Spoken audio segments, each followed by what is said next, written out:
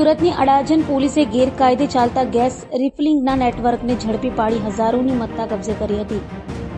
સુરતમાં ગેરકાયદે ગેસ રિફિલિંગનો ધીકતો ધંધો થઈ રહ્યો છે. જોકે પુરવઠા વિભાગની નજરોમાં આ ગેરકાયદે ચાલતો ગેસ રિફિલિંગનો નેટવર્ક પડતો નથી. ત્યારે પોલીસ હવે આવા ગેરકાયદે ચાલતા ગેસ રિફિલિંગના નેટવર્કને ઝડપી પાડી રહી છે. તો અડાજણ પોલીસે ગેરકાયદેસર ગેસ રિફિલિંગ નેટવર્ક ઝડપી પાડ્યું હતું. પાસ પરમિટ વગર ગેસ રિફિલિંગ કરતા આરોપી દેમારામ બુધારામ ચૌધરીની પાલનપુર કેનાલ રોડથી ધરપકડ કરી હતી.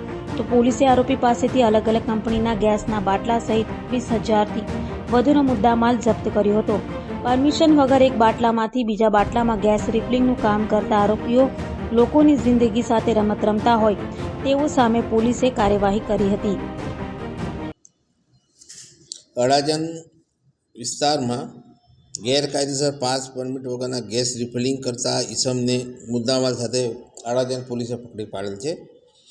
એનામાં પોલીસને બાતમી મળેલ હતી કે એલપી સવાની રોડ ઉપર પાલનપુર રોડની બાજુમાં કેટલાક જો ધંધો કરે છે ગેસના બાટલાનો ને એની અંદર અલગ અલગ કંપનીના 11 જેટલા બાટલાઓ પકડી પાડેલ છે. જેની અંદર આરોપી તરીકે દેવરામભાઈ બુધાભાઈ ચૌધરી છે, જે મારવાડી છે અને મૂળ રાજસ્થાનના રહેવાસી છે અને અહીંયા વીર સાવરકર ઉગત કેનાલ પાસે રહે છે.